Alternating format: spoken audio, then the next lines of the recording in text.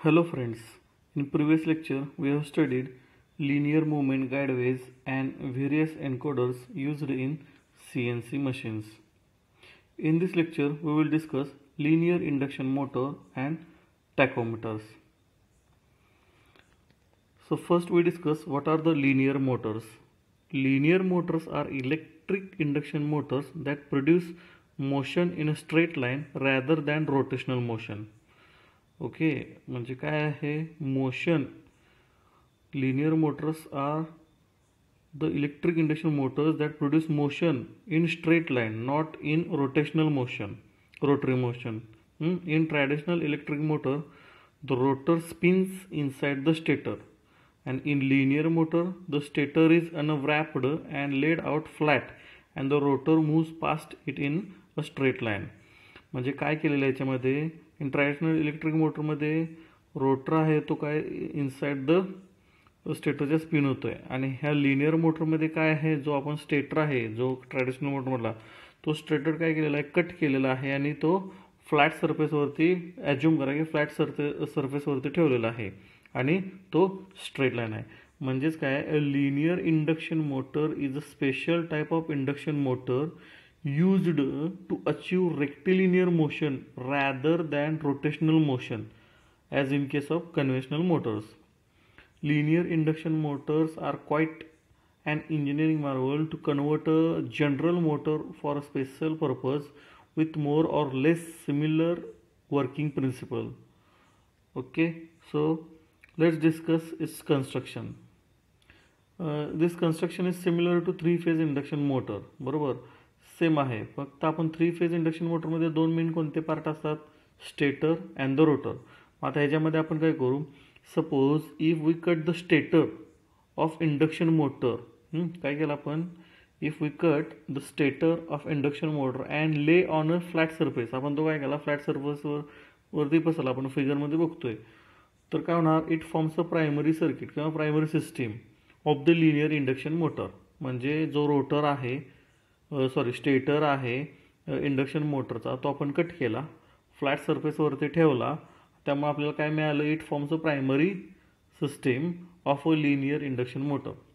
तसंच similarly after cutting the rotor of the induction motor making it again flat we get the secondary system okay of linear induction motor. म्हणजे दुसरा जो component आहे आपल्या कुठला conventional मोटरचा कुठला रोटर, तो पुन्हा आपण जर कट केला आणि परत तो आणि फ्लॅट सरफेसवर टाकला तर आपल्याला अनदर सेकंडरी सिस्टीम मिळते. बरोबर, द प्रायमरी सिस्टीम किंवा stator consist of three phase winding assemble on a steel lamination stack. Okay, आणि द सेकंडरी म्हणजे कुठला तो rotor consist of commonly used reaction plate. म्हणजे कोणते असे aluminium or copper plate typically with steel baking. म्हणजे तुम्ही डायग्राममध्ये बघू शकताय. ओके, न हाऊ इट वर्क्स म्हणजे working principle of linear induction motor. Wien primary म्हणजे कुठला पार्ट आला आपला स्टेटर. बरोबर, primary system of linear induction motor get excited by balanced three phase power supply. Flux starts travelling along the entire length of primary system. बरोबर का, म्हणजे जर आपण थ्री फेज पॉवर सप्लाय दिला कुणाला, प्रायमरीला, म्हणजे आपला कुठला आहे तो पार्ट स्टेटरला, तर काय होणार आहे त्याच्यामध्ये flux will start travelling along the entire length. म्हणजे जी आपली फ्लॅट लेंथ आहे त्या एंटायर लेंथला flux will start travelling. This linearly travelling magnetic field is equivalent to the rotating magnetic field in the stator of the three phase induction motor. बरोबर, electric current get induced in the conductors of the secondary due to the relative motion between the traveling flux and the conductors. The magnetic flux of the primary and the induced current of the secondary म्हणजे magnetic flux of the primary system and induced currents of the secondary system interact to produce linear force. बरोबर, त्यामुळे काय होणार, it will move linear. In linear ह्याच्यामध्ये induction motor linear bearings are necessary in induction motors. बरोबर, कशासाठी, to maintain the proper air gap between the primary and secondary parts. The linear bearings also supports the attractive forces that occur between the primary and secondary when the motor is powered. बरोबर. The linear induction motors can be connected directly to the three-phase AC supply if the application will run at a single speed. For variable and precise speed control, variable frequency drive can be used. Okay.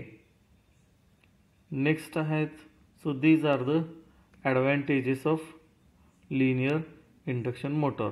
काय काय advantage आहेत? No gear requirement, म्हणजे no need to mechanical rotary to linear converter.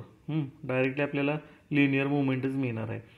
Economical and cheap maintenance, high acceleration, deceleration आणि simple in structure. So the few disadvantages, because the air gap is greater, sometimes more power is required and efficiency is lower. Application, a linear induction motor is not that म्हणजे काय compared to conventional motor, taking its economic aspects and versatility of uses into consideration, बरोबर, but there are quite few instance where the linear induction motor is indeed necessary for some specialized operations. मग ते specialised operation कोणते कोणते आहेत? Automatic sliding doors in electric trains, mechanical handling equipment such as propulsion of train of tube along a certain route, metallic conveyor belts, pumping of liquid metals, material handling in cranes. So these are the applications of the, again few applications of the linear motor. Now the next part is the tachometers. A tachometer is an instrument measuring the rotation speed of the shaft or disc, okay, as in a motor or other machine. The device usually displays the revolution per minute on a calibrated analog dial, but digital displays are increasingly common. बरोबर. टॅकोमीटर काय आहे? कशासाठी? Speed, शाफ्टचं speed वगैरे major करण्यासाठी आपण वापरतोय. Generally displays the revolution per minute unit, RPM. So based on the data acquisition technique, the tachometers are of the following types. Based on data acquisition technique, the tachometers are of following type. कोणते कोणते आहेत? दोन, contact type and non contact type. तसंच based on the measurement technique, the tachometers are of the following types: time measurement and frequency measurement. Let's discuss one by one. First, contact type tachometers. As shown in figure, a coil is attached with the shaft and this coil can rotate in between the two permanent magnets. बरोबर. म्हणजे काय केलेलं आहे? मोटरचा shaft आहे त्याला काय केलेलं आहे? कॉइल अटॅच केलेले आहे. बरोबर. And that as shaft rotates, coil can rotate in between the two permanent magnet. So when tachometer is attached with the rotating shaft, it rotates in between the magnets and cut the magnetic field. Thus, according to Faraday's law, voltage should be produced in coil. This produced voltage is proportional to the coil speeds, alternatively proportional to shaft speed. Voltage generated inside is calibrated in terms of RPM and hence tachometer shows RPM of the shaft. In this, DC voltage is produced. This is the type of contact type tachometers. Similarly, next in figure B आपण बघू शकतो की permanent magnet rotate instead of coil.